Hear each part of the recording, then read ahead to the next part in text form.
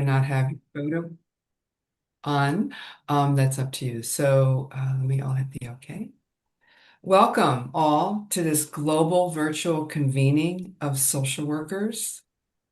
It's a very, very exciting moment for us and social work allies. As we begin, we welcome you to use the chat again to share your name, title and your organization, and where you're joining us from. In the chat, we will have posted or soon post the IFSW concept note that was submitted on behalf of IFSW to the Commission on Social Development. Today's side event is part and outgrowth of that concept note.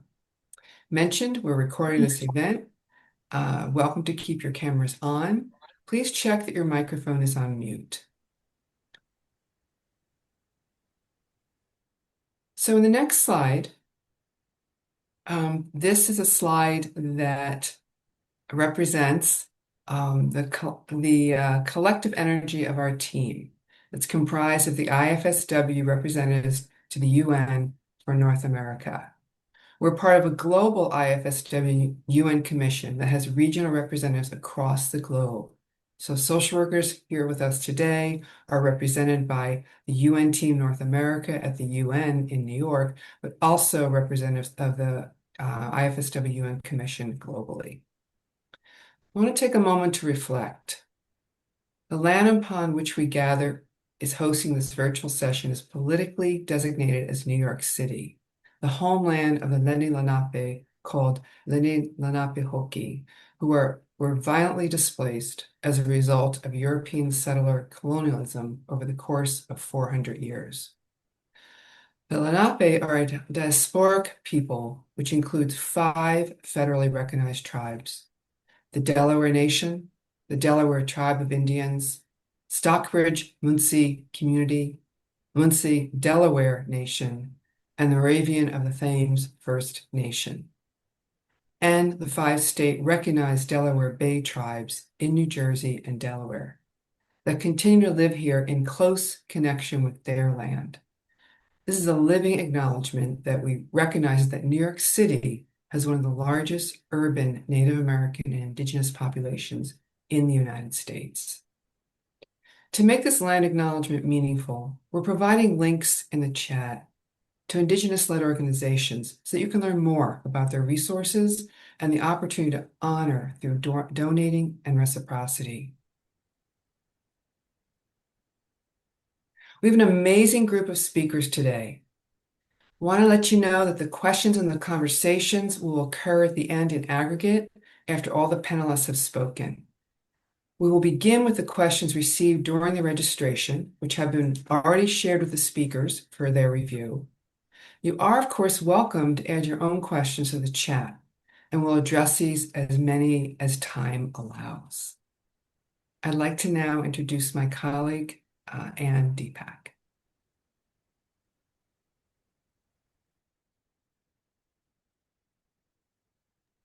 So sorry, I had muted myself. Just 1 minute. Okay. Welcome, everyone. We're so happy to have you here. Our statement for the 64th session of the Commission for Social Development is in response to their priority theme, advancing social development and social justice through coordinated, equitable, and inclusive policies. This event was organized to highlight our statement, inclusive social policy through a rights-based eco-social work approach, which is aligned with a priority theme. Special thanks to Madison Chalmers and Maria Taloni Perlet, our IFSW student representatives, who have been central to organizing this event. Our work at the UN is framed by the People's Charter for an Eco-Social World, a rights-based, holistic, eco-social work lens that requires a commitment to honor our interdependence with each other and nature. Ubuntu, I am because we are, and Buen Vivir, love and care for the planet, responsibilities, and holistic rights. As a profession, the values of social justice, solidarity, and self-determination are at the core of our work. We are guided by the simple but powerful vision articulated in the People's Charter, which was the result of a conference held in 2022 co-convened by IFSW and the United Nations Research Institute for Social Development. That conference was organized and supported by 26 diverse global organizations representing hundreds of millions of people of different faiths, philosophies, rights movements, workforces, generations, traditions, and cultures. The People's Charter was a result of this conference that brought together knowledge and lived experience that were mutually recognized and valorized in view of co-constructing an eco-social world. If you'd like to learn more about social work's role in co-building an eco-social world, take a look at the IFSW policy on the issue, which should be in the chat. Thank you for being a part of this process and vision. And I would now like to introduce Elizabeth Hill. Yeah. Oh, Su Ming. I'm so sorry. My team member, Su Ming. All right. Yes, let's introduce the first speaker. Elizabeth Hill is a social worker, scholar, practitioner, and disability rights advocate with like 25 years of experience to advance about equity, accessibility, and belonging to deaf, hard of hearing, and disability community. An individual with lived experience to ground her work in human rights, disability justice, and language justice framework aligned with the social work ethics and international standard. She currently serves in the senior state-level leadership in human service, where she has led innovative initiatives, expanding language and communication access, early developmental support for deaf children, and disability equity across public systems. Her work has strengthened statewide programs in sign language, access, interpretation, captioning, and family-centered support. She's currently pursuing a doctoral degree in social work and human rights leadership, where her capstone focus on integrating deaf and disability perspective into the global social work education. Elizabeth Hill's career spanned like education, policy, advocacy, and including role as a school social worker, program director, and NGO nonprofit executive, as well as national leadership position. She holds an MSW degree and is committed to advancing globally informed, right-based, disability-affirming social work access across local, national, and international contexts. Let's welcome Elizabeth Hill. Thank you so much. Today we're going to be talking about co-building an inclusive eco-social world and centering different communities and persons with disabilities. If we can go to the next slide and the next one. The People's Charter for an Eco-Social World asks us to co-build with special attention to the needs of marginalized communities. For deaf, hard of hearing communities and persons with disabilities, we need to continue to co-build policies that address poverty among these communities, ways we can further employment and decent work, as well as enhance and strengthen social protections and integration with respect for human rights. Next slide. This is really a call for social workers everywhere to be in solidarity with deaf and hard of hearing communities and persons with disabilities. Globally, over 1.5 billion people have some level of hearing loss. 430 million of those have a significant hearing loss. That number is projected to rise to 700 million by 2050. Additionally, 1 in 6 individuals have a disability. Approximately 1.3 billion persons on the planet have a significant disability. So odds are that someone we know, love, work with, or see in our communities has a disability, and social workers are critical to building a more just and eco-social world with these communities. Next slide. The primary issue facing deaf and hard of hearing communities and persons with disabilities is stigma and discrimination. Persons with disabilities are more likely not to have access to healthcare, basic education, experience higher rates of discrimination and violence, experience barriers due to inaccessible development, and lack basic protections from legal systems. For women with disabilities, Indigenous persons with disabilities, persons with intellectual or psychosocial disabilities, and persons with disabilities living in rural areas, these gaps are even wider. Deaf and hard of hearing women and girls, including deaf Indigenous women, need critical access to sexual and reproductive education and healthcare. Next slide. There is widespread stigma around the use of signed languages, for example, versus spoken communication. The United Nations enacted the Convention on the Rights of Persons with Disabilities in 2006. We're coming up on the 20th anniversary at the end of this coming year. The CRPD recognizes the right to signed languages and the right to inclusive education for deaf and hard of hearing children and for children with disabilities. Currently, 82 out of 195 countries have recognized their national sign language. The World Federation for the Deaf does great work in advocacy in this space to spread awareness that access to sign language is a human right. Language rights are human rights. Next slide. So how do we combat stigma and discrimination by spreading awareness of societal biases and oppressions? We may not be familiar with some of these terms, but autism was coined by a deaf scholar, Tom Humphreys, in 1975 to describe the belief that one's ability to hear and use speech are superior forms of communication. Similarly, linguicism can be used to describe discrimination against sign languages or any minority Indigenous language in favor of what may be considered the dominant or mainstream language. Ableism refers to valuing society's view of what may be considered productive or normal over accessibility and interdependence. This can be compounded by ageism, gender bias, immigration status, among others. Next slide, please. In particular, women with disabilities are more likely to experience poverty and unemployment than women without disabilities. When employed, it's more likely to be in informal, underpaid, or unpaid care work. There are severe employment and wage disparities between persons with and without disabilities. This results mostly from exclusion from education and stigma that persons with disabilities are not employable.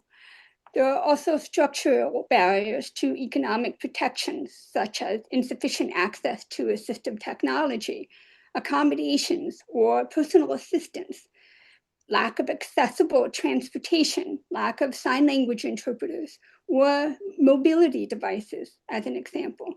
We need models that move away from charity and ableism to solidarity, agency, and resilience.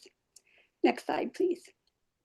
So one pathway towards a rights-based social and economic protections are what are called social solidarity economies. SSEs are worker-owned cooperatives and social enterprises where everybody owns the cooperative together and has a say in the cooperative's democratic governance. SSEs provide economic autonomy and dignified work for deaf, hard of hearing communities and persons with disabilities. They offer healthcare, insurance, community support, and solidarity. Last year in 2025, the International Labor Organization focused on social and solidarity economies, aligning with the United Nations International Year of Cooperatives. The model of SSEs also align with the International Covenant on Economic, Social, and Cultural Rights, as well as Article 27 of the CRPD. Next slide, please. So two examples of social solidarity economies are the Voice Out Farming Collective in South Africa. A deaf woman founded the cooperative to address high unemployment rates among deaf, hard of hearing individuals because of limited access to education and limited access to information in sign language.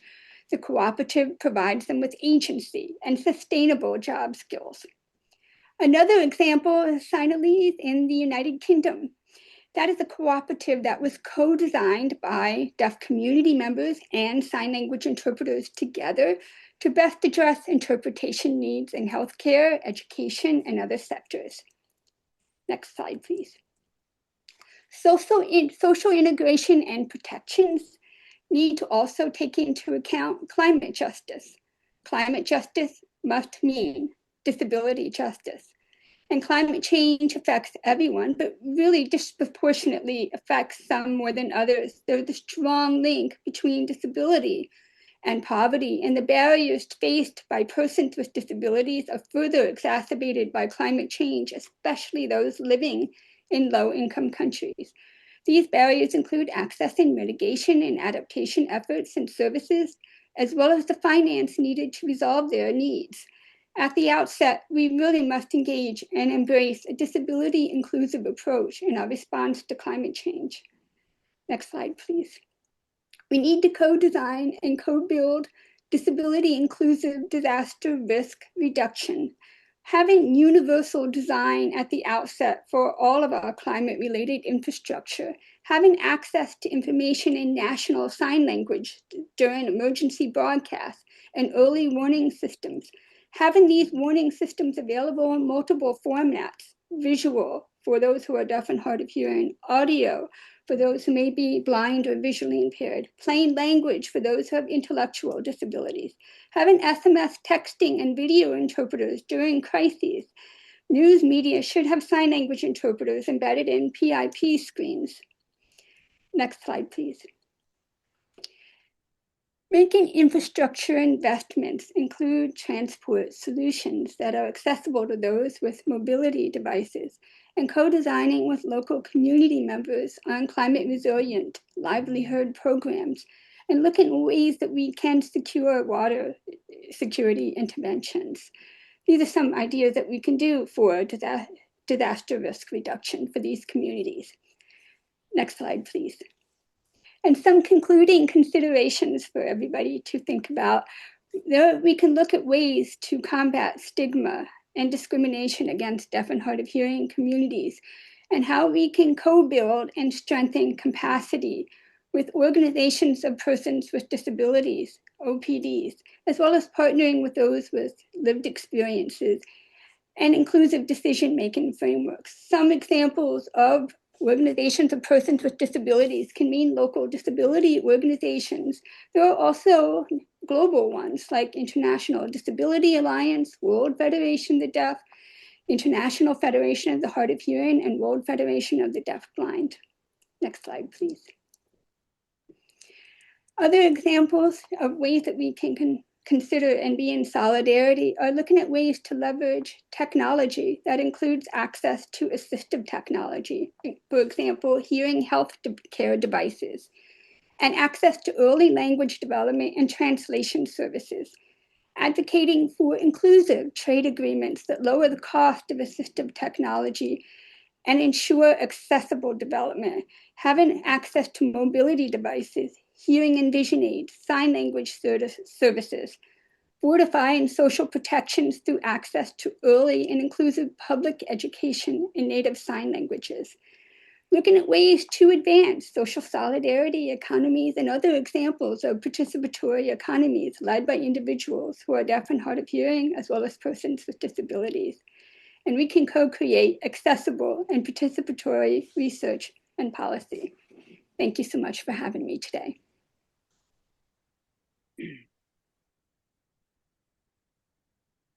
Thank you so much, Elizabeth, for that extremely inspiring, intersectional, eco-social, and inclusive rights-based talk. We're off to a very good start. Thank you for kicking us off. So it is my pleasure to introduce Dr. Golem M. Mathpour, who's a full professor and interim dean of the School of Social Work at Monmouth University, New Jersey, USA. He previously served as the program director for the Doctor of Social Work in Human Rights Leadership at Monmouth University from July 22nd to July 2024. He also held the role of Associate Dean of the School of Humanities and Social Sciences at Monmouth University from 2006 to 2014. And Dr. Mathfor serves as president of the North American and Caribbean Association of Schools of Social Work and vice president of the International Association of Schools of Social Work. He has published extensively on disaster relief, community preparedness, social development, coastal zone management, migration, health economics, and international social work education. Please welcome Dr. Golem for his presentation. Thank you very much. Greetings, everyone. I am very honored to be here with many of my friends and colleagues, as I can see on the screen, and in fact, from across the globe. More importantly, I would say, sharing this session with two of our doctoral scholars, Fallon and Elizabeth. I'm very honored for that. And in fact, this is a milestone year and achievements 50th anniversary of the School of Social Work here at Monmouth University in offering human rights-based social work education. So this is, we are sharing because this is a wonderful achievement for all of us, at Monmouth University here.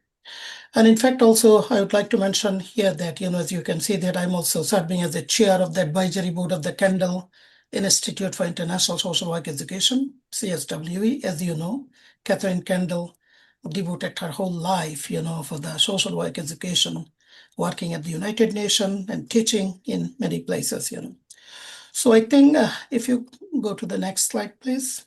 Okay. So I'm going to talk about the co-building resilient communities via right-based social protection systems. So I think I will stick to my speech here. And in fact, I would actually focus more on systematically actually how we can, enhance this, the social protection and enhancing the communities, building the resilient capacity of the communities. So as we know, communities across the globe are increasingly exposed to overlapping and recurrent shocks driven by climate change, conflict, health crisis, and economic instability, as we see it all over the world now. And these shocks disproportionately, as Elizabeth mentioned, affect marginalized population and reveal the limitation of conventional social protection approaches that are often fragmented, short-term, and discretionary. While such interventions may provide temporary relief, they rarely strengthen the long-term resiliency of communities or address underlying structural vulnerabilities. I think that is where the most marginalized people we talk about vulnerability. So my presentation argues that right-based social protection systems are foundational to the co-building of resilient communities. The key here is the rights-based social protection system. When social protection is anchored in legal entitlements, as you can see, I mentioned the key consideration in my slide, and guided by principles of universality, equity, participation, and accountability, it provides predictable and adequate support that enable households and communities to anticipate, absorb, and adapt the shocks that I mentioned. Importantly, rights-based systems shape the relationship between the state and citizen, strengthening trust in public institutions and reinforcing the social contract between the people and, of course, the state. Central to this approach is the concept of co-building, which recognizes communities as active agents in the design, implementation, and monitoring of social protection system. My more than 30 years of experiences in disaster management, I think this is what I always emphasized: communities, meaningful community participation that enhances the relevance, legitimacy, and effectiveness of intervention while fostering social cohesion and collective action. These are the key components of resiliency. Co-build systems are better positioned to respond to local risk, reduce exclusion, and sustain impacts over time. In 1997, the Red River flood in Canada and USA, as we know that the societies were more characterized by social, economic, and also psychological, and also environmental, the factors more richer in those factors were better prepared in terms of addressing the aftermath of the flood. So this presentation outlines a theory of change that links right-based and participatory social protection system to improved adaptive capacity, stronger social cohesion, and increased institutional trust at the community level. Also, it highlights the importance of integrated and shock responsive system that can scale up support during crisis without undermining rights or dignity. I mentioned the Red River flood, also Cyclone Bangladesh 1991, 2007, tsunami, and so all those illustrative examples demonstrate how combining predictable income, support with access to services, and community level investment can generate resiliency outcomes that extend beyond individual households. Madison, I think you can actually maneuver my PowerPoint slide, so that should be fine. So I suggest a set of policy recommendations for governments, development partners, and civil society actors. As I mentioned, the key components in this, the resiliency building. So this includes enshrining social protection as a legal right, institutionalizing community participation, investing in adaptive and integrated systems, aligning humanitarian and development financing with national frameworks, and measuring success through resiliency and rights-sensitive indicators. I think that's very important. And most of the time, actually, what we do, we look at cost-benefit analysis and cost-effective analysis. We do not look at the cost-utility analysis, the sufferings and the pains and the people's, the ego, people's, the psychological things. We hardly actually look at those things.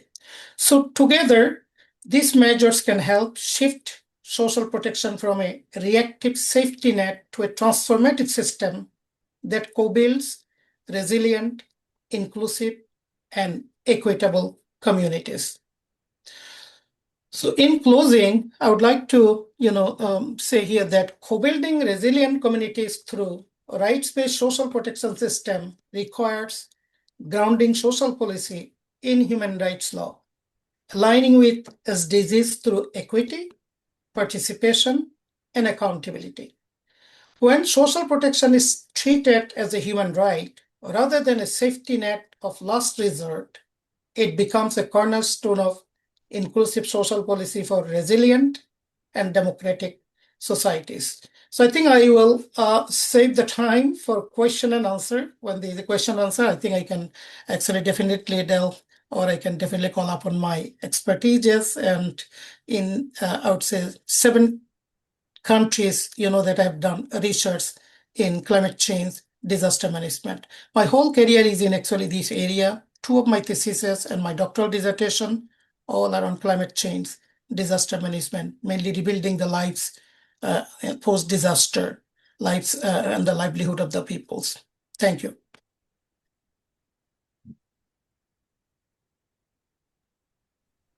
Thank you so much, Goham, for giving us a roadmap to better address social protection systems through co-building, resiliency, and rights-based policies. We appreciate your time and your presentation. Next, we would like to move on to Falan Alo, who is the Director of Humanitarian Services at iParametrics LLC, bringing over 14 years of experience in disaster response and recovery across the nonprofit, humanitarian aid, and private sectors. She has led operations in 19 disaster-affected areas across the United States, addressing historic rainfall and flooding, tornadoes, wildfires, and major hurricanes, including Sandy, Michael, Ian, Helene, and Milton. Some of her global work has included overseeing humanitarian initiatives and crisis response operations in Bangladesh, Guatemala, Poland, Romania, and Ukraine. Falan has had her bachelor's and her master's degrees, both in social work from Monmouth University, where she is currently pursuing a doctorate in social work and human rights leadership. Welcome, Falan. We look forward to your presentation today. Hello, everybody. Thank you, Patricia, for that warm welcome. I'm Fallon Allo, as she said. Can you go to the next slide, please? Today I want to talk to you about how working in disaster response and long-term recovery has sort of informed my perspective and outlook on co-building socially just and rights-based policies going forward. So while we, continue to discuss this topic on establishing rights-based global policies, I want everybody to remember a key point, and that is that all disasters start and end locally. So just sort of think about that, and if you don't take anything else away with you today, just remember that it always starts as a local process, and it will always end as a local process, regardless of who shows up in the in-between. So the Sendai framework for disaster risk reduction is intended to guide sort of a multi-hazard management of disaster approach to evaluate risks as they continue to grow and evolve and shift. So that we as a global community can move from one that manages disasters in a reactive way once they hit to managing and preventing risks before they manifest. So the framework is a concise and forward-looking action-oriented framework with the intention of trying to achieve specific outcomes over a 15-year period, as we know that climate risks are increasing. If you go to the next slide. So some of the information that I'm presenting today, thank you, is came from the midterm report of the progress of the Sendai framework since it's been started. This report was published in August of 2024. So this is a lookout at 2023. And at that time, 2023 was the warmest year on record. And I believe 2024 has since outpaced that record. Climate-related hazards such as heat waves, floods, and wildfires all intensified in 2023. Globally, the number of people affected by disasters per 100,000 increased by 2/3, which is pretty significant when you think about it. And more than 1.6 million people have had their basic services, which include things like education and basic healthcare, disrupted by disasters every year. And so, when you think about that on a grand scale, regardless of which nations you're thinking about or how economically developed or stable a given, country or nation may or may not be, 1.6 million basic services being disrupted or completely taken offline by shock events like disasters is something that I don't know that anybody is well equipped to manage, at least not at scale. Next slide, please. So this graphic is showing you some of the human toll that we continue to talk about. So the conditions of disaster events, coupled with the impacts of the global megatrends, things like urbanization, demographic shifts, technological changes, growing inequalities, and rising humanitarian needs, highlight the systemic nature of risk that we are talking about here today. These intersecting and overlapping crises across the sectors equate to growing risks that are outpacing the global community's ability to implement anticipatory action, and they further weaken existing social protections. Next slide. So today, I'm going to introduce you to a term that you may or may not have heard of yet. Some in academia have started referring to these sort of intersecting crises as a global polycrisis. Next slide. So this gives you one of the definitions that comes to explain what a polycrisis is, but essentially a polycrisis is when disaster events and other types of crises, whether they be armed conflict or climate-related land loss, mass migration events, economic events such as, in 2008, when the housing market and stock markets crashed, right? That made a ripple effect throughout the world and the global economy. When those things are happening simultaneously and overlapping one another, the sum of the total disruption is greater than what any one of them would be alone. And so that is where the poly crisis comes in. Next slide, please. So this graphic attempts to show all of the different ways in which these events can be overlapping and happening simultaneously, and how their impacts can further one another. Rights-based public services can strengthen a community's climate resilience. And so that is where we need to begin to get to, because to address these global polycrisis events, it will require us shifting our focus from individuals as beneficiaries or passive recipients of aid to, in fact, becoming active agents with guaranteed entitlements or social protections for their security, livelihood, and overall well-being. Next slide. So to get the point of rights-based public services and social protections, there are some things that we as a global community have to adhere to. And so one of those is this sort of universal and adaptive social protection systems. And so by prioritizing universal access to social protection, then we can further build resiliency at the local community level all the way up to the state and national level to be able to better withstand these events. And next slide, please. So here I have given you a list. This is not a comprehensive list by any means, but of some different areas of public services where, we could begin to implement and should be expanding on rights-based social protections. We as a global community need to be accountable and prepared to activate social protections that would be triggered by crisis or disaster events. And our global policies need to fully integrate measures that would ensure social and economic and environmental protections that can withstand the climate and social shocks that we have been and will continue to experience. As I said before, this list isn't exhaustive, but it does give us a high-level overview of what sectors to have in mind when people are talking in terms of public services and policy development. Next slide, please. So I gave some more in-depth examples on just a few. And so in terms of talking about rights-based public services and individuals' livelihoods, and here we're talking about events that could cause groups of people or industries that face devastating impacts from shocks at local or national levels that they aren't prepared to respond from, recover from.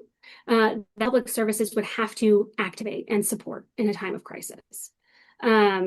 And so a good example of a livelihood enhancement and sort of economic policy protections that we could think of is when the Russian invasion of Ukraine started a few years, I think 4 years, coming up on 4 years ago. Ukraine had been the largest supplier of wheat and grain supplies to the World Food Program. The disruption of that supply chain and other simultaneous shocks have had global impacts downstream. And so locally there is the loss of industry, but globally then there is less of an ability for the NGO community and world organizations to continue to feed people. Locally, loss of small businesses, such as restaurants or grocery stores, gas stations, impact not only the owners of those businesses, but the employees who could work there. And they have long-term impacts on overall community's ability to recover. And so as we are thinking through this sort of holistic rights-based policy development on a global scale, we need to really be considering it from every level and across every sector. Next slide, please. So resilient infrastructure and housing, in terms of being, a public service or a public good. An example here would be considering a mass migration event due to climate event, land loss from sea level rise, or an armed conflict. These events tend to cause mass migrations, regardless of whether it is internal within the borders of a given nation or over the border of one nation and into another. Internally displaced populations, often that have been migrated due to things like land loss and sea level rise or massive climate events that completely change the landscape of where they lived prior, might mean that certain populations or communities are never able to return to the land that they lived on prior or that they called home, right? Because at that point, the impacts are so significant, it's not a matter of whether or not you can rebuild a house. It becomes a matter of whether or not the land still exists or if it has since disappeared because it is now covered by water. And then in terms of public utility resilience, so as we think about building rights-based social protections, that has to include the most basic of things that people need in terms of survival, which is, access to clean water, transportation, communication systems, food. And so, it does become a public service obligation to ensure, continuity of essential services during these shocks, access to healthcare, access to education, access to shelter and food. So it goes from, the most basic of needs to the wide scale of what it would take for a community to not only respond to a disaster event, but to then go through the recovery process so that people can come back and resume some new sense of normal in their lives, but also taking it another step further and thinking about when you are rebuilding and when you are going through recovery actions to make sure that you are building more resilient communities, being mindful of it's not a matter of if this is going to happen again, but when it will happen again and what it might look like in the future and how do we lessen harm by having a lot of forethought in how we rebuild and how we build resilience. Next slide. So just in closing, a few remarks to wrap us up here. Really, some globally significant progress has been made in terms of, taking anticipatory actions and building resilient communities. But this is not a time when we as a global community can afford to lose the momentum that we have started to gain. The climate clock doesn't slow down because of shifting political and economic priorities. In fact, it's likely the opposite. And so as social workers and in this unique venue and environment, it is our responsibility to remain focused on driving forward the advancement of socially just practices and prioritizing human rights. And today I would just like to call each of you to, stand in solidarity with us as a profession and as humanity, as a global community that will find new and innovative solutions in favor of our continued humanity with or without the support of global north systems that we have had in the past. And so I would just hope that we not let it be our legacy to be remembered as the generations of social workers who watched in silence, but rather the ones who remembered their radical roots and will honor them with meaningful action in the future. Thank you.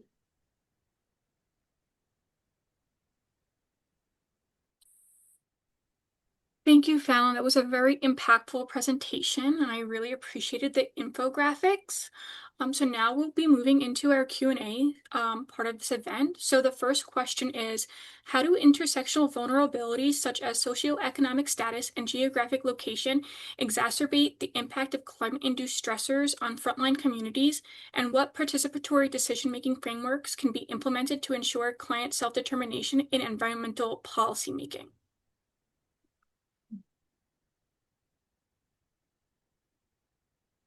I can go ahead and speak to Sure. this a little bit.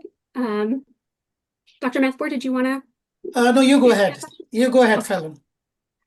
So A good example here for, a client self-determination of environmental policymaking would be to be having proactive conversations with the communities that we know are at high risk of sustaining significant losses due to their land and livelihoods due to climate events. And so pre-planning for when those things begin to happen, what it will look like. And so that as a community, they can start to think about what their options might be for mitigation.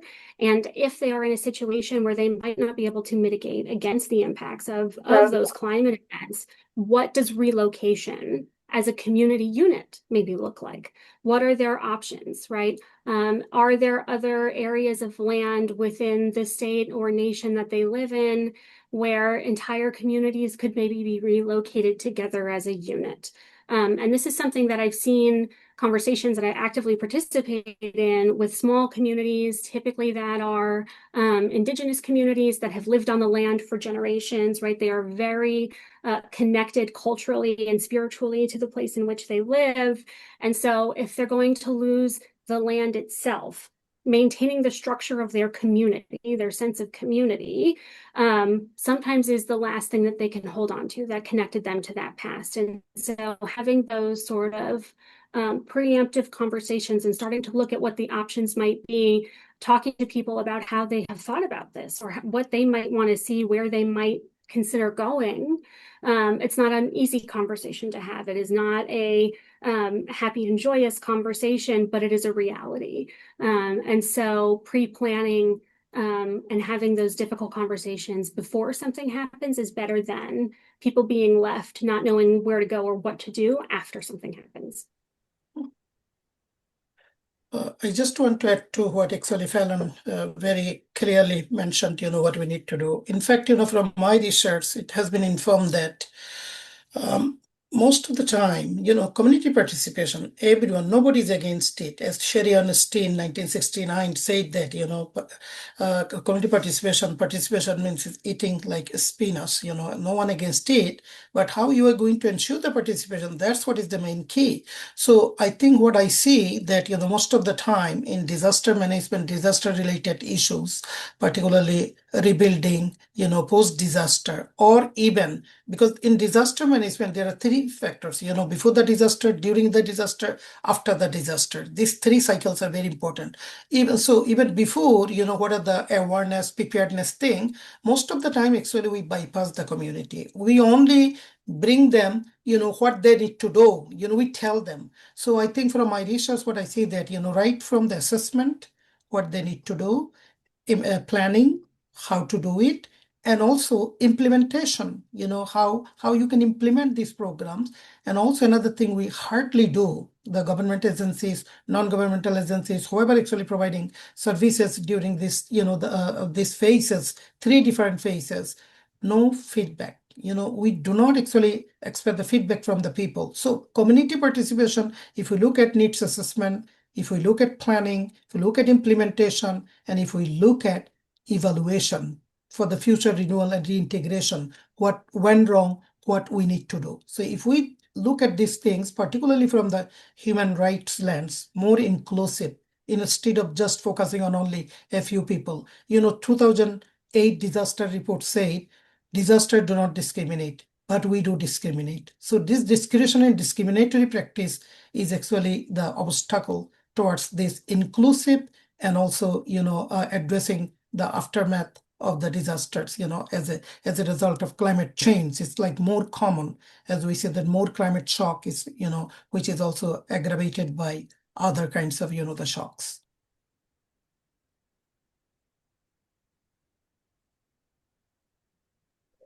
The next question is, as we transition toward an eco-social framework for inclusive policy, how can the Yang Eng School of Social Work pioneer a meso-level bridge that translates international rights-based mandates into hyperlocal community resilience? Specifically, in a landscape where traditional social safety nets are strained, what pragmatic strategies can be used to empower marginalized groups, such as persons with disabilities and internally displaced populations, not merely as recipients of aid, but as co-designers of macro-level social protection systems that are both climate adaptive and culturally grounded in the Myanmar context.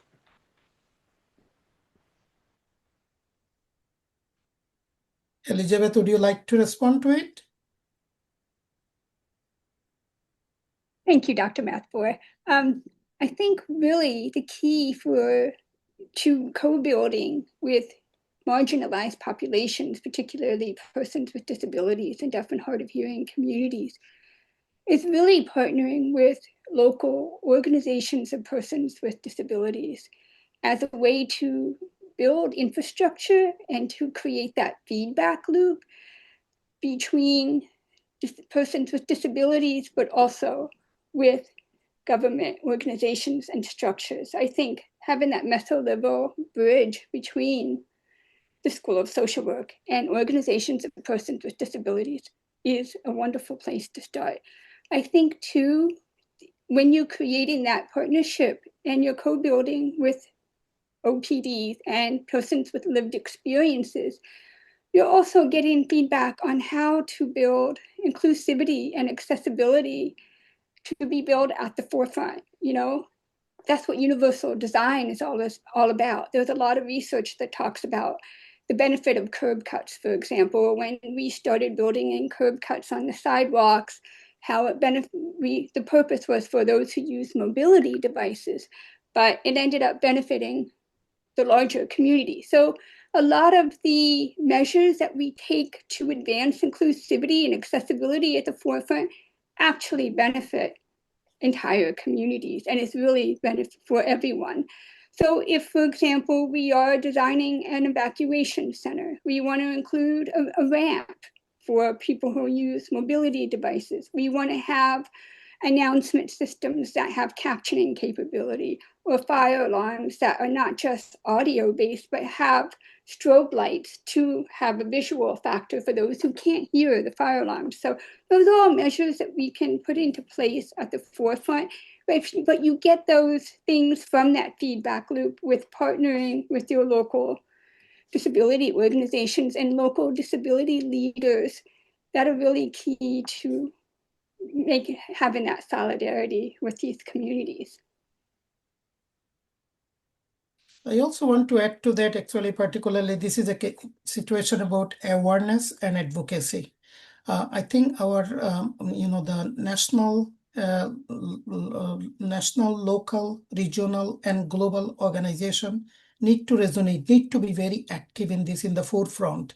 As you remember, as you know that, last CSWE, Council on Social Work Education, organization of 750 universities in the United States, accreditation body, our last annual conference focused exactly on disability. And when we focused on this disability, we looked disability from various angles, from environmental, economic, social, protection, political, all different, institutional, organizational, all different perspectives. I think also we need to actually, integrate this into our social work curricula. For example, in our, at Monmouth University, all our curricula are very much, including all these elements that, what's happening as a result of climate change and disaster. Social worker has been always like, on a sleep kind of thing. We are not proactive. I think this is what something, and we have more role to play. As I think Fallon mentioned about like the mental health. This is not only a case of policy, or it has also the mental health side. So in both sides, we claim and we are trained like as a champion how to address this thing from micro level, meso level, and macro level, and organizational and institutional level. I think this is what something also we need to emphasize on, creating awareness and also integrating that to our curricula. And also we need to continuously do the advocacy, as this IFSW session today, that we are doing it. We know that in Nairobi, the Harambee, is the main, the focus of our, the three global organizations, the biennial conference is going to be. So that solidarity that we need to also cultivate, and we need to actually do more activities within the nation, regionally, and globally.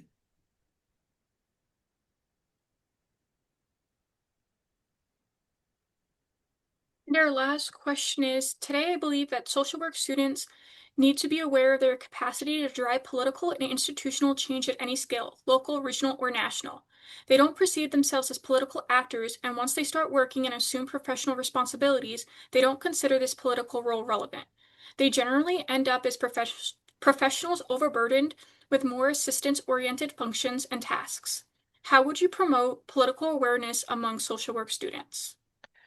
I think in my last actually answer, I tried to address on this thing. I think this is what, our three professional organizations need to be at the global level: IFSW, ISSW, ICSW, also ICSD also play, because you see ISSW focus on education, IFSW on practice, ICSW more on policy, ICSD more on social development. I think social development is key in this, the area, the question that you actually pose on. So I think all this, because I mentioned that is the global level. And also at the national level, we have our social work organizations, and local level, definitely we have like, locally organization, including our educational institution. So I think that's where we need to have more solidarity. As you mentioned, that Ubuntu, I'm here because we are all here.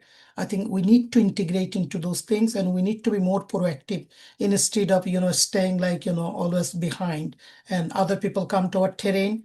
They actually, take away all the things that we contribute in the society. So I think social worker naturally and professionally are trained as the best political actors, but we do not actually campaign for it. We do not advocate for it. We do not actually, either we are not lending our hands to the needed organization that actually can make the difference, for the people and transform the community in these areas, or either we are not going to them or they are not coming to us. So I think we need to resonate that. We need to put that into forefront. Here is the social workers that can play a role in both macro site, micro site, and meso site.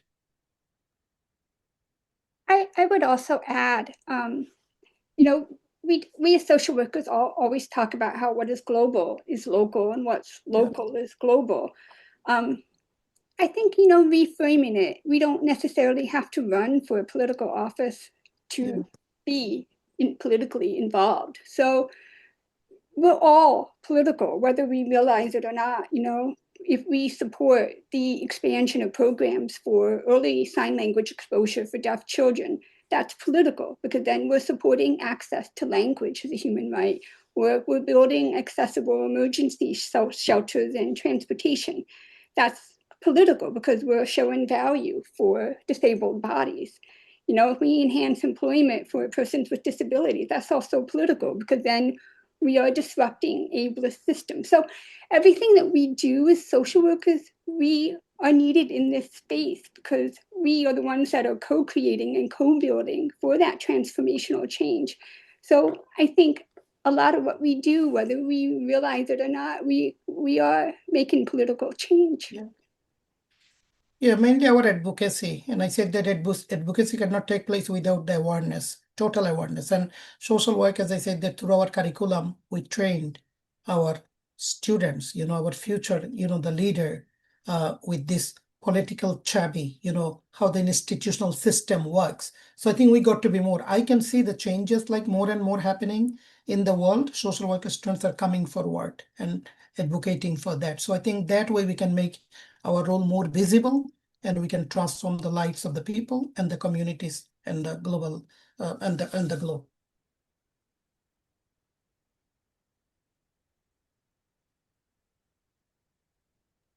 The IFSW recommendations support and expand publicly financed and accountable services that are the foundation to building equitable, rights-based economies capable of withstanding future shocks. Advance universal rights-based social protection that honors individuals and communities as active agents rather than passive recipients of services. Support the integration of social protections with climate policies, expand social protection systems to address climate-related risks, and ensure that marginalized populations are supported in adapting to changing environmental conditions, and champion climate policies that mitigate greenhouse gas emissions. IFSW also supports the process of the UN Framework Convention on Tax to support participatory economics that affirm every country's sovereignty to shape the international tax agenda and direct investments for the public good, and co-build new frameworks and progress indicators that address the integration of markets and well-being of humans and the environment. And lastly, the IFSW recommends promoting the integration of mental health and psychosocial well-being into all social and economic policy frameworks, ensuring accessible, community-based services that are culturally appropriate and inclusive of marginalized populations, particularly youth, older persons, persons with disabilities, and those affected by conflict or displacement.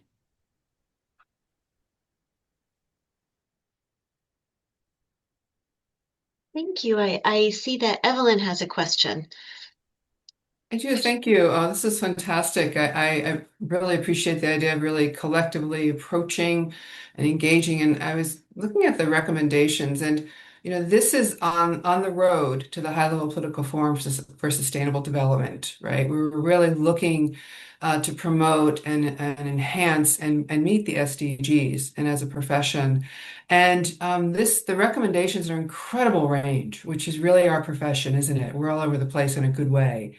So I'd like to know maybe this idea of really the UN Framework Convention on Tax, and if that seems so out there, yet it also connects to the idea of accessibility and building strong communities. So the question behind that is how do you see the connection of these recommendations, maybe helping those of us who might connect more to the one that looks at mental health and psychosocial well-being versus accessibility? Perhaps, Anne, you could speak to this a little bit. Yeah, sure. The UN Framework Convention on Tax is a really exciting thing that's happening at the UN right now, and it's completely related to the right to development. Basically, the Africa group at the United Nations came together to say, well, sorry, to back up a little bit. As I'm sure most of you know, there's a huge debt crisis in the global south. A lot of that is stemming from the aftermath of colonialism and extraction of resources from the global south that has continued after post-colonialism. And so basically, so many countries are carrying such an enormous debt burden, they're just paying the interest, that they can't provide services to their people. And the loans that they're getting from International Monetary Fund, World Bank, private investors have conditionalities, which means they cannot spend money on public services. So it's very much a trickle-down theory of economics.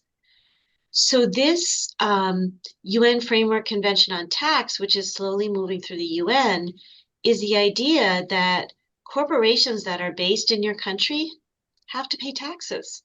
It's actually kind of simple. That they, rather than sending those, illicit flows that are going to Cayman Islands or other places, or going back to wherever the founders of the company go, what this is saying is just pay the taxes when you're in our country, and we can use that money for domestic resource mobilization to provide public services, rights-based public services, whatever we want to as a sovereign country that we want to do for our people.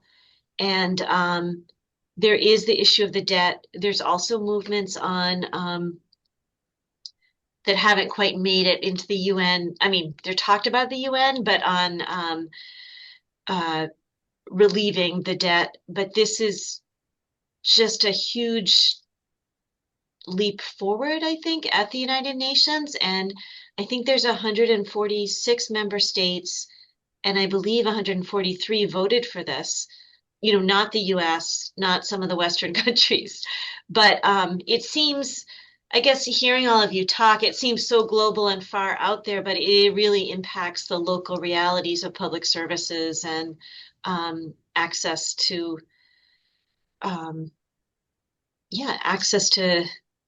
the things people need to eat and live, and rights-based. So it's huge. Yeah, so clearly That good? connects to so many things our speakers were addressing in terms of of accessibility, of equity.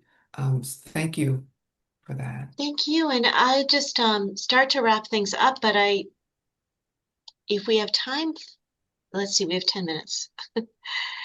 Does anybody have other questions? If you want to quickly, I think we might have time for one. Or we will be sending out this as a recording to everyone who registered for the event. But something that came to mind, actually hearing all of you, Elizabeth and Dr. Mathbor and Fallon, is about, I loved it how Fallon said everything goes back to the local, even though we're clearly talking about the global. And thinking about building community resilience that Dr. Mathbor was talking about, and the solidarity economy that Elizabeth spoke about, there are some really exciting movements that are about sovereignty that's very local, but also global. So there's a food sovereignty movement, there's energy sovereignty, water sovereignty. So one of the things that happened in Puerto Rico after, I think it was Hurricane Maria, is, the electricity, the power grids went out, and there was one cafe or restaurant in San Juan that had all solar power. So that was the only place people could go to, charge their phones or get access to communicating to their relatives. And there are organizations in Puerto Rico now working on energy sovereignty. So you have solar panels on your house, because that was another problem. When the electricity went out, people died because they couldn't be supported to whatever, electricity dependent devices that they were using. So that just means that there's also data sovereignty is a whole nother issue. So many communities are looking at these ways of how can we come together and we get our own energy and we're in control of that, not a private corporation, not this huge grid in Texas that often goes out. So I just wanted to bring that in because I think it's an exciting thing that's happening, that is building that resilience before the next disaster or the next shock, whatever that might be. So let's see. I thank everyone for being here, and medication needs to be refrigerated. Yes, Kyla. And if you want to stay on for another few minutes just to chat, we could turn off the slides. If anyone wants to just collectively chat a little bit, we have a few more minutes.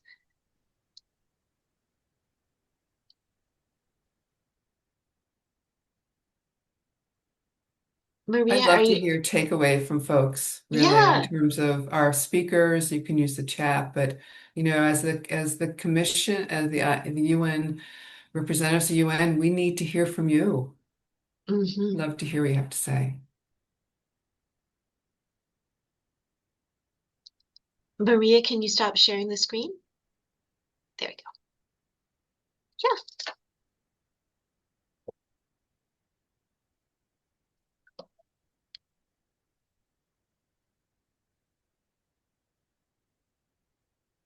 Well, I have a question for all of you, maybe can answer. I'm curious, because I think many social workers we're starting to really try to understand things holistically inclusive of nature and the rights of nature and the rights of ecosystems. Is that something you're thinking about in your own practice or your own research?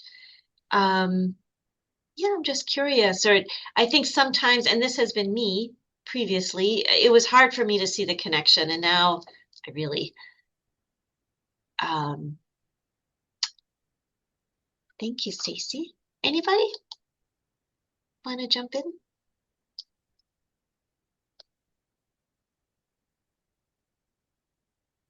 Does it seem awkward to integrate that aspect to whatever work you're doing? So, Anne, I think it sort of relates to environmental justice, right? Yeah. So my capstone project is looking at this sort of polycrisis, right, and preparing social workers, specifically through social work education, right, about all of these things that we need to be prepared to respond to in the future, because at the end of the day, it is macro social work, but it is social work.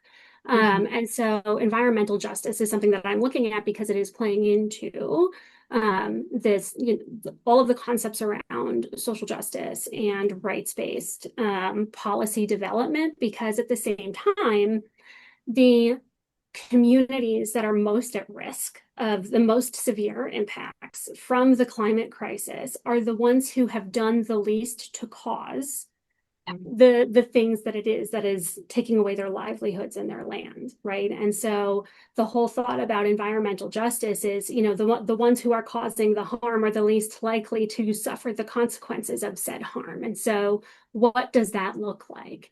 Is there a pathway for reciprocity, right? Is there a way that corporations who do the most harm in specific areas or with specific events that happen, right? I'm thinking like Deepwater Horizon off the top of my head, right? Like, what does that look like?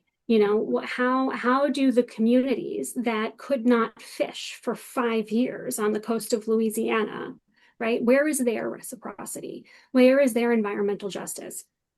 And so I think all of that sort of ties in. I don't think at this point where we are as humanity, I don't think we can any longer afford to look at these as siloed issues, because they are intersectional, they are overlapping, and one very much has, causal effects and impacts to the other. And so I think this is something as a profession we really need to get serious about and bring into the classroom sort of at every level, because, whether it's popular or not, at this point, it doesn't matter if you are micro, meso, or macro social work, if you are doing, clinical social work or not, these things are going to have an impact. And so if we're not having these conversations in the classroom, from the social work 101 level and forward, then we're not doing the next generation of social workers justice and being prepared for what it is that they're going to inevitably see during their careers, whether they intended to or not.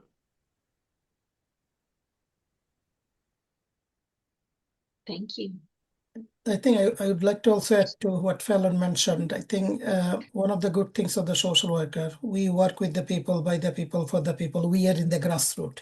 That is our one thing. So I think organizations are going to do most thing for us. We should not actually wait for that. We should rather work with the community. I think we can do that, as I mentioned, that awareness and advocacy. We should not wait for those organizations.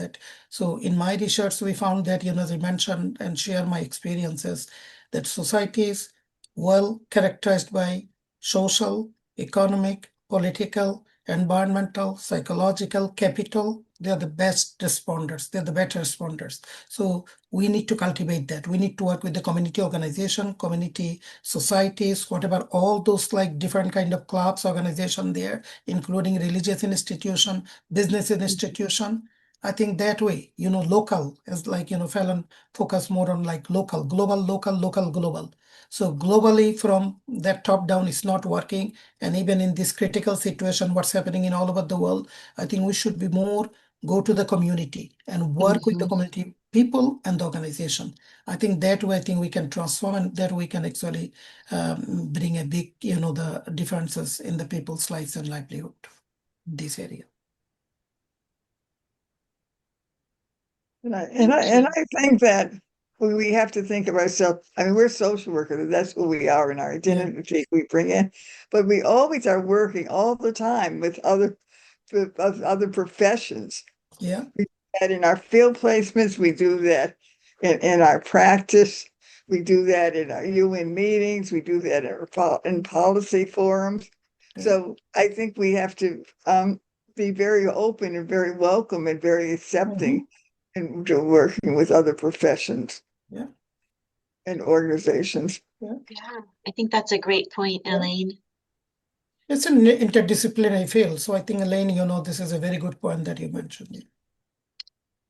Well, it is 6 o'clock, so I think I would like us to give a round of applause to our wonderful speakers. Shall we? It can be through emojis or real hands. Thank you so much, and I think we'll stop recording, and we can stay on another